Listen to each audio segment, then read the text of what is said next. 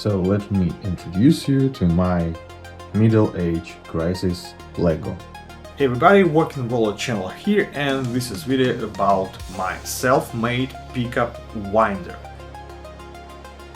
Every time the guitarist takes the new guitar into his hand, he immediately wants to improve something.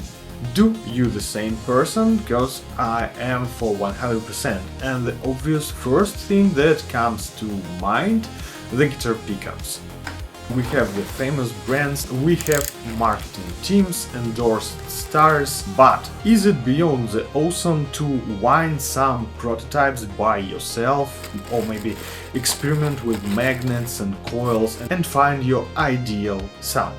No matter what kind of person you are, maybe the one that believes in the tone wood, or you are from the opposite camp, the electronic is the only key to you for the good sound of the guitar. For both of these types of people, guitar pickups are very important in terms of the guitar tone.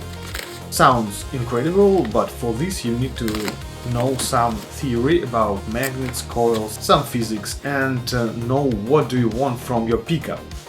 Very short explanation, every guitar pickup is the coil with copper wire and the magnet.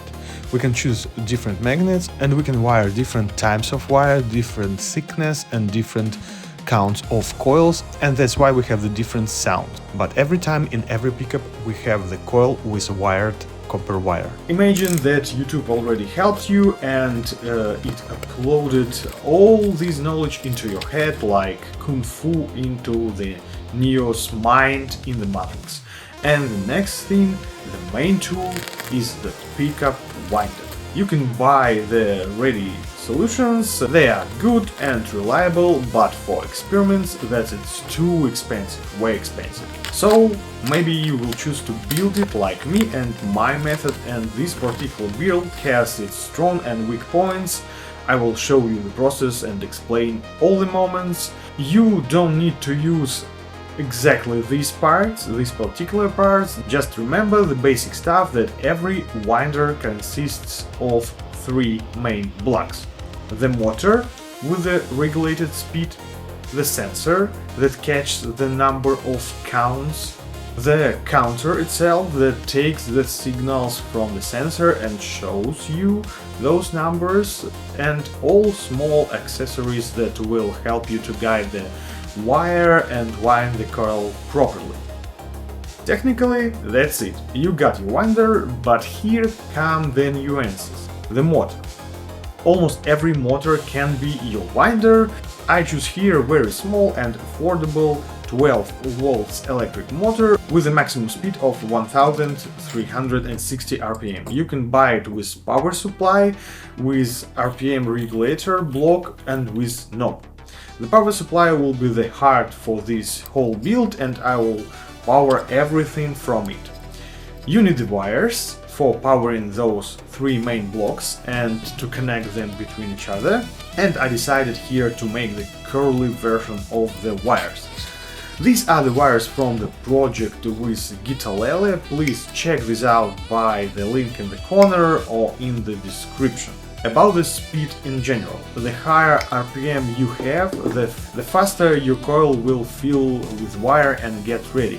But with the same time you have the bigger chance of breaking the wire, and it's harder to control the process sometimes, especially without the experience when you wind it the first time. And here the most crucial and important part in the whole project. I don't hear about it in the many videos, many happy videos that I watched here on YouTube. You should match your motor to your sensor and to your counter in terms of speed and in terms of reading the signals per second. Because you can buy the fast motor and slow counter, or slow sensor and your system will fail.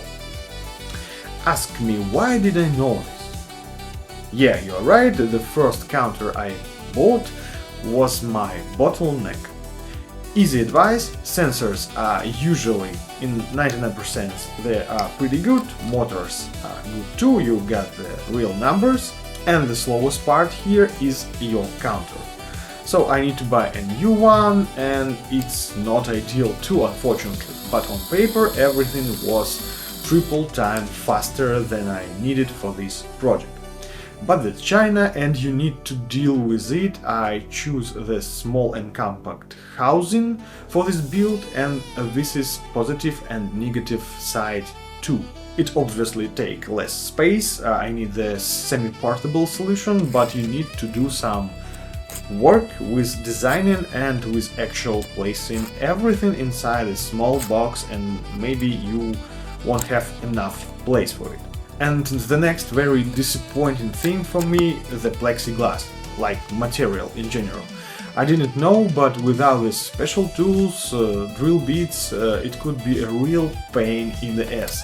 You can crack it while drilling. I measured everything carefully, I taped everything, but I scared to try, and I took my box with drill bits and tried first time that plexi on that box.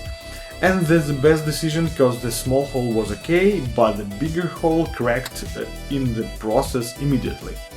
That's how I knew I will not drill my project by myself. So in some video on YouTube I heard the advice of melting the holes instead of drilling in the thin plexiglass. My plexi is not thin, but I decided to try. So I changed the tip on the soldering iron and I begin to cut and melt my plexiglass. And this was a pretty big challenge. Please work in the ventilated area, put the protective mask and turn your air purifier on max and make it on the lower temperatures of your soldering iron. It's around 250. But I knew it too late and the whole room smelled like burning tires, and my purifier showed crazy numbers that I have never seen on that display. After a couple of hours I sanded the raw edges and I almost had a perfect cuts, except that I needed a couple more for the counter because it didn't fit. I decided that I will do it tomorrow, and the first thing I did the next day was dropping that piece of plexi to the floor with huge crackings in the corners of my cut. Couple of seconds I was so angry that I wanted to crush it into plexiglass dust, but I managed to keep my cool. I reinforced the corners with some glue and I applied the oracle tape to mask the crackings. If you're still here, please put a like under this video, subscribe for this channel and please turn on the notifications. Thank you very much.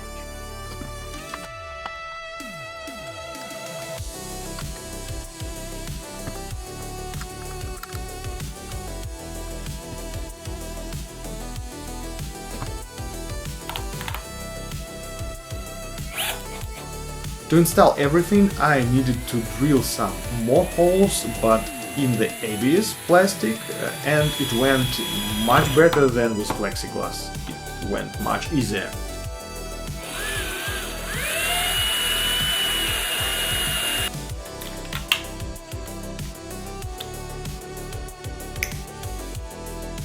And the last time consuming thing, soldering all the wires.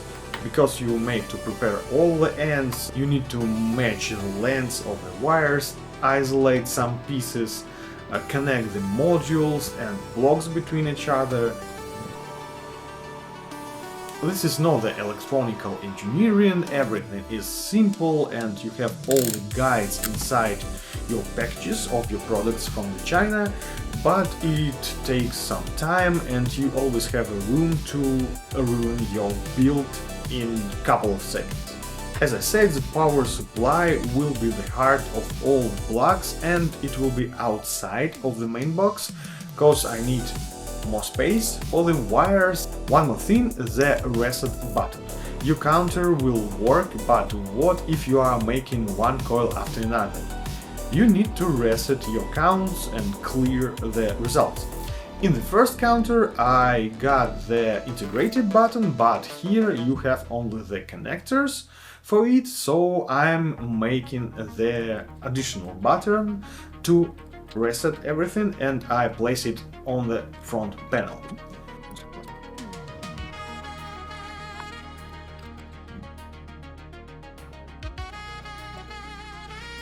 After some cable management and final assembly, we have the moment of truth. And oh my god, it's alive! So we got standby knob and two different operations of widen motor, clockwise and counterclockwise. I've got the additional turn off on the potentiometer that regulates the RPM speed. The zero position has the click and it switches off any movement.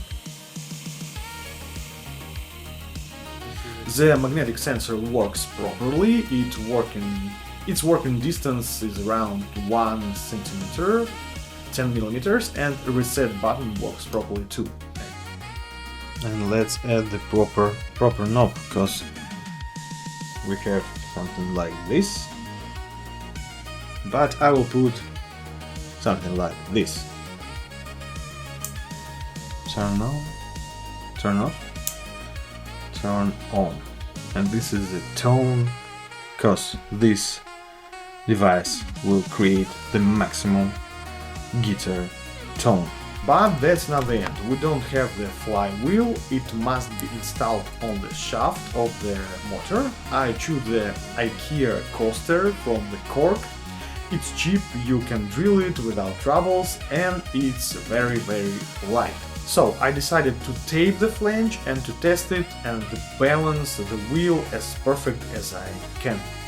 I spent a couple of hours, but this is it. I placed the small magnet under the wheel and the whole system works properly. But unfortunately this counter isn't so good as described. I got limitations about half of the speed of my motor, cause everything freezes when you reach the half of the speed. Because there are too much signals for it and it freezes, and it sucks. It really sucks because everything else works flawlessly, and I'm really surprised and shocked how good it works. And small advice, if you have some electrical motor instrument, maybe in your garage, in your working space, maybe for sanding or something like this, you can build your winder around this motor, and you already have the accessories for it, like discs, flanges, everything with a physical center, and you won't need to do the additional work as I did. But this whole thing costs me around 40 bucks, I think, so that is very reasonable. And for this video, this is it. In the next video I will put this winder on the platform, I will fix it, and I will make the guides for the wire, and we will wind the first coil with its help. At least I hope so. Please subscribe, take care, and make your own home pickups, and see you in the next video. Bye bye.